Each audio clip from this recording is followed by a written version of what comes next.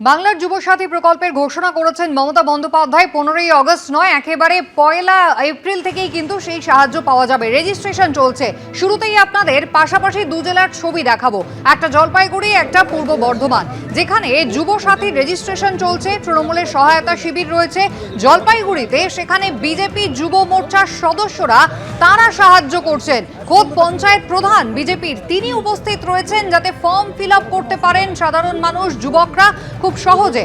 আর পাশাপাশি আপনাদের পূর্ব বর্ধমান দেখাবো, কাটোয়ার ছবি, যেখানে এই বাংলার যুবসাথী প্রকল্পে ফর্ম পূরণের জন্য সিপিএম সহায়তা শিবির খুলেছে, যাতে যুবকরা তারা সহজে নিজেদের ফর্ম ফিল আপ করতে পারেন। পাশাপাশি দুটো ছবি, তৃণমূল কংগ্রেস অর্থাৎ শাসক দলের পক্ষ থেকে ঘোষণা করা হয়েছে একটা কর্মসূচি, একটা প্রকল্প, আর সেই প্রকল্পে রেজিস্ট্রেশনে সহায়তা করছেন খোদ বিজেপির যুব মোর্চার সদস্যরা, যেখানে বিজেপির পঞ্চায়েত প্রধান তিনি রয়েছেন। কথা বলি, যারা ওখানে জমা পড়ো কোনো অসুবিধা নাই। আমি দেখলাম ওখানে বিজেপি করো, তো বিজেপি করো, যুব মোর্চা করো, যাই করো, এই প্রকল্প সবার জন্য আছে, তুমি করো, নিতে পারো, অসুবিধা নাই। তুমি ওখানে নিচ্ছ, কোনো অসুবিধা নেই। ওটাই বললাম যে আমরা তৃণমূল আমরা বাদ বিচার করি না। বিজেপি যে তোমরা হয়তো চলে আসলা, ওখানে যারা এখানে ফর্ম ফিল আপ করতে করো, আর যারা আছে তোমাদের যারা নিতে ইচ্ছুক সবাইকে ফর্ম ফিল আপটা করা কি হয়ে যাবে, ঠিক আছে? তোমরা বিজেপি করো, কোনো অসুবিধা নাই, কিন্তু মমতা ব্যানার্জি সবার জন্য। তোমাকে বলতে বলবো না যে তৃণমূল বলতে বলবো, সরকার সবার জন্য। কিন্তু গালাগালি করার সময় তো বিজেপি গালাগালি করে দেয়। প্রকল্প তো ভালো প্রকল্প দেয় তৃণমূল, আর যদি গালাগালি দিতে থাকে, যাই হোক করো করে নিলাম। কথা বলবো, আমাদের প্রতিনিধি রাজা চট্টোপাধ্যায় রয়েছেন আমাদের সঙ্গে। রাজা, একেবারে শাসক দলের একটা কর্মসূচি, একটা প্রকল্প ঘোষণা করা হয়েছে, সেখানে ফর্ম ফিল আপে রেজিস্ট্রেশনে সহায়তা করছে প্রধান বিরোধী দল। একদমই তাই। তুমি ছবিতে দেখতে পেলে যে বাহাদুর গ্রাম পঞ্চায়েতের যে বিজেপি প্রধান রয়েছে অমিত দাস, খুদ তাকে কিন্তু এই শিবিরে কালকে ফর্ম ফিল আপ করতে দেখা গিয়েছে। এবং তার যেটা বক্তব্য যে শিল্প নেই, কর্ম নেই, সেখানে গঙ্গা জলে গঙ্গা পুজোর মতোই ভাতা, কেন নেব না এই ভাতা? দিশাহীন অবস্থায় তারা যাচ্ছে সমাজ, এবং যে বেকাররা ঘুরে বেড়াচ্ছে, চাকরি নেই, কর্মসংস্থান নেই, সরকারি প্রকল্প নিশ্চয়ই নেব। পাশাপাশি দেখতে পেলে যে তৃণমূলের পক্ষ থেকে কিন্তু যারা যুব মোর্চার যারা ফর্ম ফিল আপ করতে এসে তাদেরকে কিন্তু সহায়তা করছে তৃণমূলও। পাশাপাশি দুটো ছবি আমরা একটি ক্যাম্পে দেখতে পেলাম গিয়ে, যে সকাল থেকেই যুব মোর্চার সদস্যদের ভিড় উপচে পড়ছে বটতলাতে, সেখানে লাইন দিয়ে ফর্ম ফিল আপ করছে। অনেকে কথা বলতে গেলে পরে তারা মুখ ঢেকে নিচ্ছে লজ্জায়, কারণ তারা বিজেপির কর্মী এবং বিজেপির সদস্য। এবং সেখানেই কিন্তু দেখা গেল টেবিলে বসে বিজেপির পঞ্চায়েত প্রধান তারা কিন্তু সহযোগিতা করছে যুব মোর্চার ছেলেদের, তারা কিভাবে ফর্ম ফিল আপ করবে। রাজা, ধন্যবাদ। কোনো অসুবিধা নাই। আমি দেখলাম ওখানে বিজেপি করো, তো বিজেপি করো, যুব মোর্চা করো, যাই করো, এই প্রকল্প সবার জন্য আছে, তুমি করো, নিতে পারো, অসুবিধা নাই। তুমি ওখানে নিচ্ছ, কোনো অসুবিধা নেই। গঙ্গা জলে গঙ্গা পুজোর মতোই হচ্ছে এই বেকার ভাতা। রাজ্যে কোনো চাকরি নেই, কেন তা সবাই নেবে না? সহায়তা শিবিরে উপস্থিতি নিয়ে বিতর্ক যখন সামনে এলো, তখনই কিন্তু পাল্টা প্রশ্ন তুললেন বিজেপির পঞ্চায়েত প্রধান শুভেন্দু অধিকারী। বেকার ভাতা নিয়ে মুখ্যমন্ত্রীকে কটাক্ষ করলেও তার দলের কর্মীরাই তার নির্দেশ মানছেন না, পাল্টা কটাক্ষ করছে শাসক দল। পশ্চিমবঙ্গে যুবকরা যেখানে কর্মহীন অবস্থায় আছে, কোনো শিল্প নেই, কর্মসংস্থান নেই, আমাদের পক্ষ থেকে কোনো বাধা নেই। গঙ্গা জলে গঙ্গা পূজার মতো নিজের টাকা নিজেরাই নিচ্ছ, আমাদের পক্ষ থেকে কোনো বাধা নেই। পূর্ণ সহযোগিতা আমাদের পক্ষ থেকে আছে। তার জন্য আপনিও দেখছেন আমিও ক্যাম্পে আছি, এবং তাদের প্রয়োজনীয় সহযোগিতা আমিও সহভাগী আছি, এবং তাদের এই বেদনার সাথে সমবেদনায় আমিও আছি। আমি চাই চাকরি হোক। যে আমরা নির্বাচনের জন্য মানুষের জন্য কাজ করি না। মমতা বন্দ্যোপাধ্যায় এবং অভিষেক বন্দ্যোপাধ্যায় ভারতবর্ষের জননেতা জননেত্রী এই কারণেই, কারণ তারা জানে যে মানুষের কোনটা দরকার, কোনটা প্রয়োজন। বুড়ি বুড়ি যুব মোর্চার ছেলে শুভেন্দু অধিকারী বারবার বলে বেড়ায় যে এই ভিক্ষা আমরা নেব না, এই ভিক্ষা কেউ নেবে না। তার দলের ক্যাডাররা, তার দলের কর্মীরা তার কথাই শোনে না, তার কথা মানে না। বিজেপি প্রধান আসছে মানে বিজেপি যুব মোর্চা বিজেপি কর্মীদেরই ফর্ম ফিল আপ করে জমা করাচ্ছে। আর তো কোনো কারণ হতে পারে না, এখানে তার ঘুরতে আসবে না।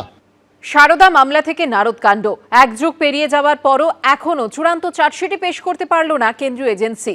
একইভাবে ইডি সিবিআইয়ের হাতে থাকা রোজ ভ্যালি গরু পাচার মামলাতেও এখনও জমা পড়েনি চূড়ান্ত চার্জশিট, যে কারণে শুরুই করা যায়নি বিচার প্রক্রিয়া।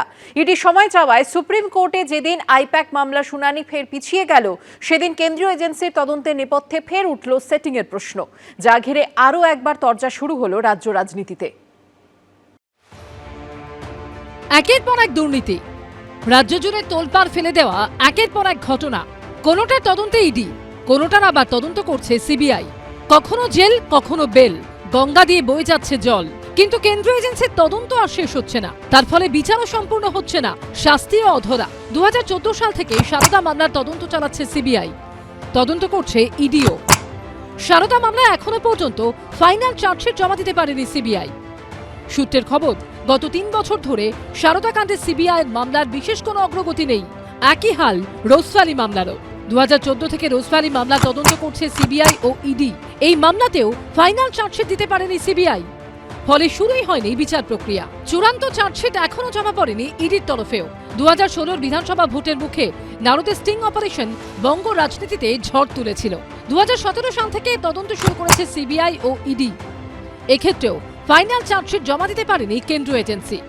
সিবিআই সূত্রে দাবি, নারদকাণ্ডের ফুটেজে দেখতে পাওয়া একাধিক সাংসদের বিরুদ্ধে চার্জশিট পেশ করার ক্ষেত্রে অনুমোদন পাওয়া যায়নি স্পিকারের তরফে। সেই কারণে এখনো পর্যন্ত চূড়ান্ত চার্জশিটই জমা দেওয়া যায়নি।